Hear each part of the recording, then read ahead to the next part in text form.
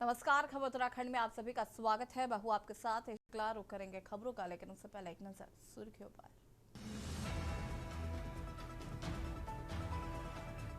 CM Dhami ने सुना मन की बात का 132वां एपिसोड। बोले होता है सकारात्मक ऊर्जा और प्रेरणा का संचार।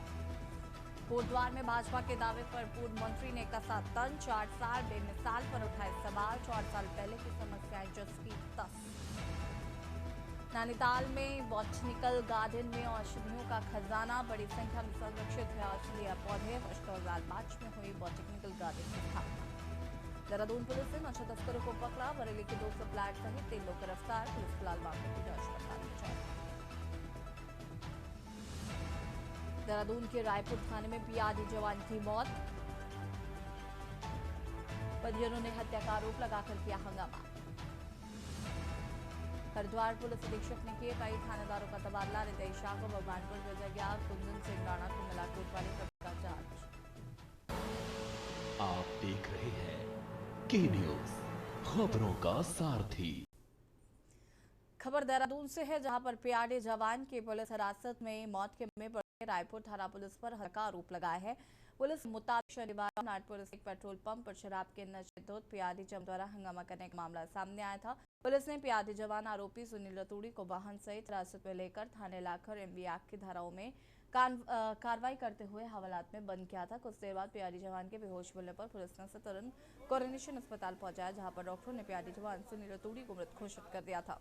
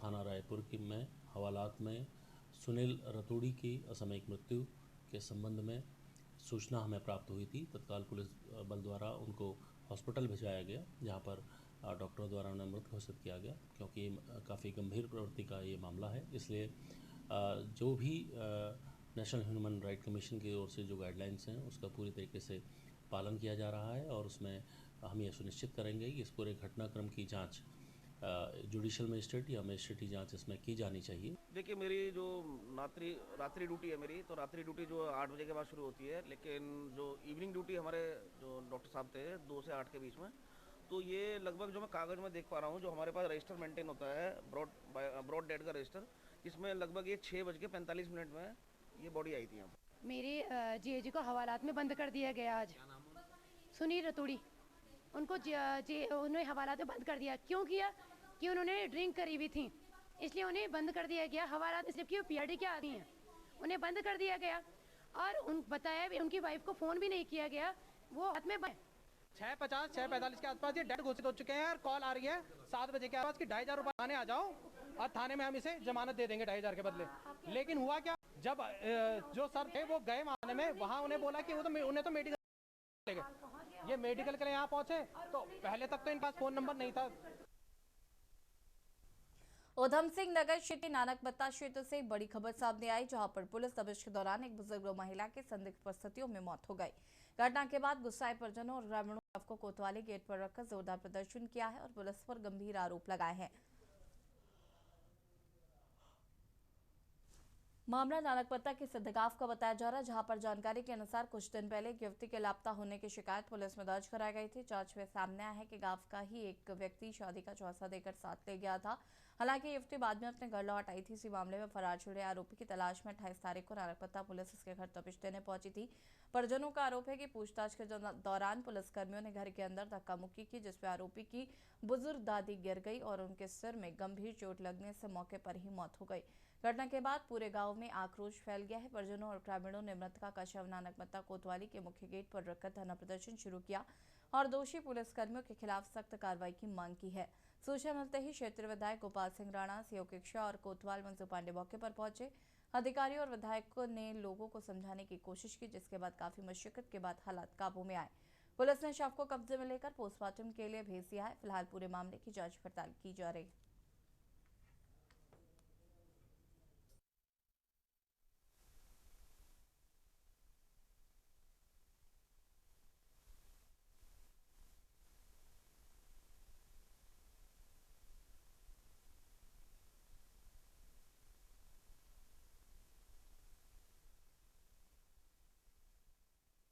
एक मुकदमा थाना नानकमत्ता में लिखा गया था, एफआईआर नंबर 59/2006। तो पोक्सो से रिलेटेड मुकदमा था। उसी के लिए जो इसमें नामजद था कुलदीप, उसकी तलाश में नानकमत्ता की पुलिस टीम गई थी। तो वहाँ इनका चूँकि नाम निकनेम बंटी है, तो इन्होंने वहाँ पूछा। तो इन्होंने बताया कि यहाँ 2-3 जो वहाँ एक लेडी मिली थी, 2-3 बंटी रहते हैं। तो पहले दूसरे के घर गए, उसने कहा ये नहीं, दूसरा घर है। जब ये इनके घर गए तो वहाँ हमारी पुलिस जो टीम गई थी, उनका कहना यह है कि 2-3 बच्चियाँ वहाँ खेल रही थी। तो उनसे पूछा कहाँ है, तो उन्होंने कहा वो तो नहीं है, हम दादी को बुला के ला रहे हैं। तो ये वृद्ध महिला जो जिनकी संभवतः डेथ हो गई है।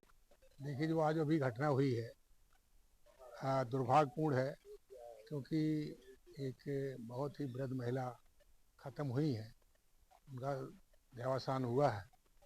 अभी तो देहावसान कैसे हुआ जांच का विषय है कि मौके पे क्या परिस्थिति थी, क्या स्थिति थी और कैसे मृत्यु हुई है। जैसा कि कहा गया है कि हार्ट अटैक से हुई है या धक्का देने से हुई है, ये जांच का विषय। जांच होने के बाद ही पता चलेगा। खबर कोटद्वार से, जहां पर भाजपा द्वारा प्रदेश सरकार का 4 साल का कार्यकाल के पूरा होने पर मनाए जा रहे 4 साल बेमिसाल कार्यक्रम आयोजित किए जाने पर पूर्व कैबिनेट मंत्री व वरिष्ठ कांग्रेसी नेता सुरेंद्र सिंह नेगी ने तंज कसा है। उन्होंने कहा कि 4 साल पहले जो समस्याएं थी वो आज भी जस की तस है, जिसके बावजूद भाजपा द्वारा 4 साल बेमिसाल कार्यकाल अपना गले से नहीं उतर रहा है। उन्होंने तंज कसते हुए कहा कि बीते 4 सालों में भाजपा ने जनता को बेमिसाल ढंग से बेवकूफ बनाने का काम किया है।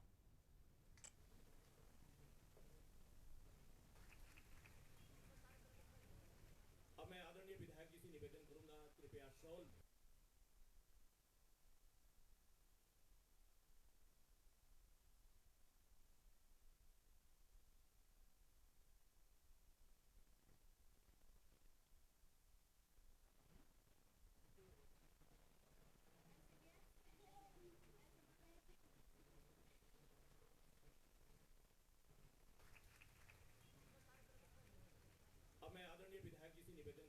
कृपया शॉल तो मैं समझता हूँ 4 साल पहले जो समस्याएं उग्र थी, जो थी, वो आज भी व्याप्त हैं।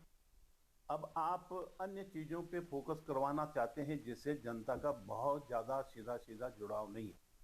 आज जनता चाहती है कि उसके परिवार में रोजगार मिले। आज जनता चाहती है कि उसकी महंगाई को जो है कम किया जाए। जनता चाहती है कि उसके लिए जो तमाम फैसिलिटीज राज्य सरकार कर सकती है और जिसको किया गया पहले भी, उसको किया जाए ताकि उसको राहत मिल सके और उसकी वो अपनी जिंदगी में कुछ सुकून महसूस कर सके। देहरादून पुलिस ने नशा तस्करों के खिलाफ बड़ी कामयाबी हासिल करते हुए बरेली के 2 सप्लायरों समेत 3 आरोपियों को गिरफ्तार किया है। सलाखोई पुलिस ने चेकिंग के दौरान कुर्बान नाम के तस्कर को 12.25 ग्राम स्मैक के साथ गिरफ्तार किया, जिसकी निशानदेही पर पुलिस बरेली के उन 2 गुर्गों तक भी पहुंच गई जो इलाके में नशे की सप्लाई दे रहे थे। गिरफ्तार किए गए ये शौतीर तस्कर स्थानीय छात्रों और युवाओं को अपना निशाना बनाकर मोटा मुनाफा कमाने की फिराक में थे। जांच में सामने है कि ये सभी आरोपी पहले भी एनडीपीएस एक्ट के तहत जेल की हवा खा चुके हैं और उस पुलिस सब इनके नेटवर्क को खंगालने में जुटी हुई है।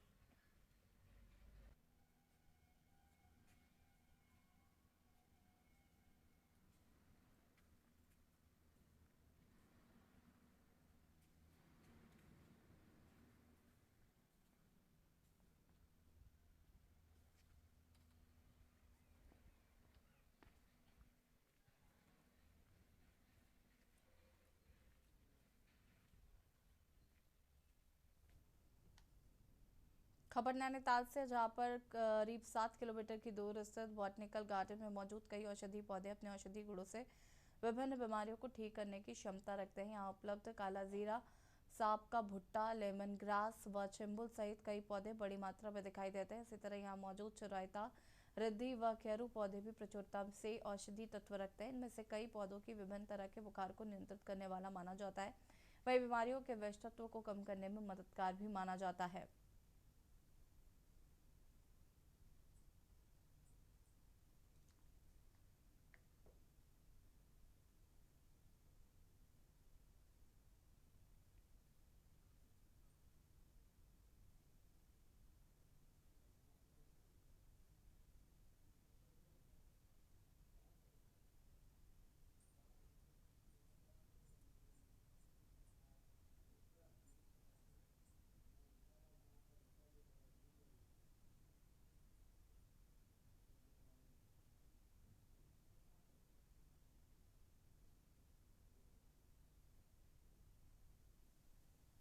पर्टिकुलरली हम अगर कोई स्पेशल जगह पर उनको लगाएंगे तो हमें समय समय में उनको पानी देने की ज़रूरत पड़ती है, निराई गुड़ाई की ज़रूरत पड़ती है, और उनके लिए ऐसा कोई दवा का छिड़काव है उसकी कोई ज़रूरत नहीं पड़ती, तो ह्यूमस में ही सर्वाइव करती है।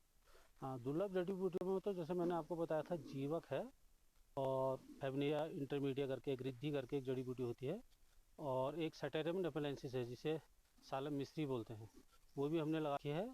और अभी हाई एल्टीट्यूड से लाए हमारे पास कैरम का भी है, काला जीरा बोलते हैं, शाह जीरा भी बोलते हैं, जो आप बहुत कम मात्रा में आप रखे हैं, मुनस्यार से लेके हमने लगा रखे यहाँ।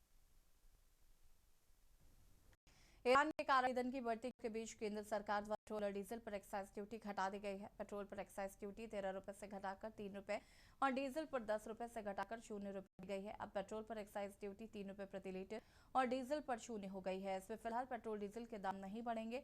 उत्तराखंड प्रदेश में भी गैस, डीजल और पेट्रोल की कोई कमी नहीं है, इसका भरोसा राज्य की सरकार ने आम जनता को जताया। इस बीच विपक्ष ने सरकार को घेरने का एक और तरीका निकाला। बढ़ती महंगाई पर धामी सरकार को घेरते हुए कांग्रेस पार्टी के वरिष्ठ नेता हरीश रावत का आरोप है कि फिलहाल बिजली और पानी की दरें इस सीजन में बढ़ी नहीं है, लेकिन आम उपभोक्ता इससे पहले से ही समस्या से झुलस रहे हैं। हरीश रावत का मानना है कि महंगाई के आगोश में परिवार पूरी तरीके से त्रस्त है। वर्तमान में आम जनमानस पर महंगाई के बोझ को कम करने के लिए कोई रास्ता निकल सके, उसके लिए हरीश रावत द्वारा मां जगदम्बा से प्रार्थना भी की गई है। वहीं हरीश रावत ने भी किया है कि आगामी 15 दिन तक वो किसी भी प्रकार के राजनीतिक कार्यक्रमों में हिस्सा नहीं लेंगे और इस संदर्भ में उनकी प्रेस वार्ता भी सम्मिलित है। उन्होंने आने वाले 15 दिनों तक सभी राजनीतिक कार्यक्रमों से विरक्त रहने का ऐलान किया है। आपको बता दें कि उत्तराखंड में 1 अप्रैल से बिजली और पानी के बिलों में बढ़ोतरी की संभावना है। बिजली और पानी के दाम बढ़ने पर लोगों को ज्यादा जेब ढीली करनी पड़ेगी। देखिए रिपोर्ट। एशिया में जारी युद्ध और तनावपूर्ण हालातों के बीच भारत की ऊर्जा सुरक्षा को सुरक्षित करने के लिए हर आम नागरिक के साथ सभी राज्य इस तनाव को दूर करने में जुट गए हैं। पेट्रोल पर एक्साइज ड्यूटी 13 रुपए से घटाकर 3 रुपए और डीजल पर 10 रुपए से घटाकर 0 रुपए कर दी गई है। अब पेट्रोल पर एक्साइज ड्यूटी 3 रुपए प्रति लीटर और डीजल पर 0 रुपए है। इससे फिलहाल पेट्रोल डीजल के दाम नहीं बढ़ेंगे। उत्तराखंड प्रदेश में गैस, डीजल और पेट्रोल की कोई कमी नहीं है, इसका भरोसा राज्य की धामी सरकार ने आम जनता को जताया है। इसी बीच विपक्ष ने सरकार को घेरने का एक और तरीका निकाला। कांग्रेस पार्टी के वरिष्ठ नेता हरीश रावत ने कहा कि फिलहाल बिजली और पानी की दरें इस सीजन में बढ़ी नहीं है, लेकिन आम उपभोक्ता इससे पहले से ही समस्या से झुलस रहे हैं। हरीश रावत ने कहा कि महंगाई के आगोश में प्रत्येक परिवार बुरी तरीके से त्रस्त है। उन्होंने मां जगदम्बा से प्रार्थना करते हुए कहा कि ऐसा रास्ता निकाला जाए जिससे महंगाई पर रोक लग सके, अन्यथा आगामी 15 दिन तक वह किसी भी राजनीतिक कार्यक्रम में हिस्सा नहीं लेंगे। इस संदर्भ में उनकी प्रेस वार्ता भी सम्मिलित है। साथ ही आने वाले 15 दिनों तक सभी राजनीतिक कार्यक्रमों से विरक्त रहने का ऐलान किया है। माँ की नवरात्रि के अवसर पर मेरा ये सांकेतिक मौन व्रत उन लाखों उपभोक्ता भाई बहनों को समर्पित है जो बिजली और पानी की बढ़ने वाली दरों से अभी से झुलसने लग गए हैं। दरें बढ़ी भी नहीं हैं, लेकिन वो पहले से ही झुलस रहे हैं। महंगाई के आगोश में हर घर बुरी तरीके से त्रस्त है। मैं माँ जगदम्बा से प्रार्थना कर रहा हूँ, माँ कुछ ऐसा रास्ता निकालो कि लोगों का बोझ कुछ कम हो, उनके कष्ट कुछ कम हो। और ये संयोग है कि आज ये उपवास कि मैं अगले 15 दिन तक कोई राजनीतिक कार्यक्रम नहीं करूंगा। देखिए, हरीश रावत जी पहली बार तो मौन धारण कर नहीं रहे। उनका मौन धारण कांग्रेस के अंदर उनकी जो एक प्रकार से जो उनको कांग्रेस में नज़रअंदाज किया जा रहा है, उसके लिए वो मौन धारण करते हैं। उनका इस मौन से बीजेपी को कोई आपत्ति नहीं है और रोज़ मौन रखें, जितना मौन रखेंगे उतना अच्छा रहेगा। और जहाँ तक खाड़ी युद्ध की जो आज स्थिति बनी हुई है, उसकी मैं कह सकता हूँ देश की जनता ने प्रधानमंत्री पे विश्वास व्यक्त किया हुआ है और देश की जनता जानती है कि प्रधानमंत्री जिस बात को बोलते हैं वो देश के हित में होता है। आज सब प्रकार की समस्याओं के समाधान के लिए सरकार प्रयासरत है। देखिए, हरीश रावत उत्तराखंड की राजनीति में, बल्कि भारत की राजनीति के सबसे पुराने नेताओं में, और वो खांटी राजनीतिज्ञ हैं। वो जानते हैं कि राजनीति में प्रासंगिक बने रहने के लिए कैसे पेश आना है और मीडिया के सामने कैसे खुद को जीवित रखना है, एक्टिव रखना है। तो हम पिछले कुछ समय से देख रहे हैं कि उत्तराखंड की कांग्रेस में हरीश रावत की प्रासंगिकता धीरे धीरे घटती जा रही है। हमने कई बैठकों में भी देखा जिसमें हरक सिंह रावत मौजूद थे, प्रीतम सिंह चौहान मौजूद थे, यशपाल आर्य मौजूद थे, प्रदेश अध्यक्ष मौजूद रहे, लेकिन हरीश रावत उसमें मौजूद नहीं रहे। हरीश रावत पूर्व प्रदेश अध्यक्ष भी रहे हैं, पूर्व मुख्यमंत्री हैं, पूर्व केंद्रीय कैबिनेट मंत्री भी रहे हैं। ठीक है, एक लंबा कार्यकाल है, लंबा राजनीति में उनका अनुभव है। तो ऐसे में एक बड़े नेता को कांग्रेस में धीरे धीरे दरकिनार किया जा रहा है और हरीश रावत की ये मजबूरी है कि उनको अगर जीवित रहना है तो विपक्ष के मुद्दों के सामने खुद को एक बड़े नेता के रूप में प्रस्तुत करते रहना होगा। हाल ही में हुए गैरसैंण विधानसभा में बजट सत्र के दौरान भी विपक्षी दलों ने बढ़ती महंगाई के खिलाफ जोरदार हंगामा सड़क से लेकर सदन तक किया था। इस बीच अब हरीश रावत का ये नया ऐलान है कि वो मौन व्रत के साथ 15 दिनों तक बढ़ती बिजली पानी की कीमतों को कम करने के लिए जब तक सरकार निर्णय नहीं लेगी राजनीतिक हलचल से दूर रहेंगे। रावत के इस कदम के बाद राजनीति भी जमकर हो रही है। इसमें विपक्षी दलों ने रावत का समर्थन किया, मगर भाजपा की नजर में ये केवल नौटंकी ही प्रतीत हो रही है। उत्तराखंड क्रांति दल का हमेशा ये प्रयास रहा है कि उत्तराखंड के लोगों को रोजगार मिले और जो वर्तमान जो सरकार है, इस सरकार ने तो रोजगार के सारे अवसर छीन लिए हैं। अब जहां पेट्रोल और डीजल के दाम रोकने की वो बात करती है, वहीं दूसरे तरफ 1 अप्रैल से पानी और बिजली के बिलों को बढ़ा दिया है। तो कहीं ना कहीं जनता के जेब पे डाका डालने का काम सरकार कर रही है और इसके लिए जनता को अब समझना होगा कि जो वार हमारे देश में सीधा अफेक्टेड है भी नहीं, उससे अगर हम इतने परेशान हो सकते हैं तो जब हमारा अपने देश पर कोई ऐसी आपत्ति आएगी तो हमारा लोकल फॉर वोकल या हमारा जो अपने आप में हमारे आत्मनिर्भरता कहाँ जाएगी, ये इससे वर्तमान जो हालत है उससे स्पष्ट हो गया है। जिस तरह से सरकार भ्रमित करना चाहती है लोगों को, वो बेहद ही निंदनीय है। हर चीज के लिए कह देंगे सब कुछ चंगासी सब मौजूद है, लेकिन सच्चाई तो ये है कि पेट्रोल डीजल के दाम बढ़ गए। 103 रुपए प्रति लीटर पेट्रोल तो मैंने खुद लिया है और अगर एक्साइज ड्यूटी कम करी भी गई है तो ये बताना चाहिए सरकार को कि हमारी जेबें क्यों ढीली हो रही है। हर चीज महंगी हो जा रही है और ये कह रहे हैं कि आपूर्ति में कोई कमी नहीं, सब कुछ मौजूद है। गैस सिलेंडर की बुकिंग हो पा नहीं रही है। लोग कह रहे हैं कि हम सिलेंडर बुक करने की कोशिश कर रहे हैं 25 दिन के बाद भी, तो कह रहे हैं हैव पेशेंस। अरे कितना पेशेंस रखे, हमें पेशेंट बना के रख दिया इन्होंने। और अब महंगाई जो बढ़ रही है उसके बारे में ये सरकार कुछ नहीं कह पा रही है। बिजली की दरें और पानी की ये बढ़ाने का प्लान जो भाजपा की सरकार का है उसके ऊपर ये कुछ नहीं बोल रहे हैं, क्योंकि इतना कुछ हम झेल रहे हैं और उसके बाद अगर बिजली पानी ये भी महंगा हो जाएगा तो जनता आखिर जाएगी तो जाएगी कहकर कि हर चीज के दाम कम हो जाएंगे और हर चीज का दाम बढ़ाने का काम ये सरकार कर रही है। उत्तराखंड कांग्रेस में इतने गुट प्रभाव हैं और इतनी लेग पुलिंग भावी है कि हरीश रावत को बार बार मौन धारण करना पड़ता है। उत्तराखंड की राजनीति खामोशी देनी पड़ती है। अब वो करेंगे, वो साथियों का और गुटबाजों का तो नाम ले नहीं सकते, तो वो बहाना बनाते हैं कहीं ना कहीं भारतीय जनता पार्टी का। जाएगा, ताकि उनके विरोधी गुटों को, जो कांग्रेस में उनके विरोधी गुट हैं, उन्हें एहसास हो जाए कि उत्तराखंड में कांग्रेस के नाम पर अगर कोई चेहरा है तो वो रावत जी हैं। तो अब हरीश रावत जी की मजबूरी को जो उत्तराखंड की राजनीति के प्रकांड पंडित हैं वो तो बखूबी समझते ही हैं।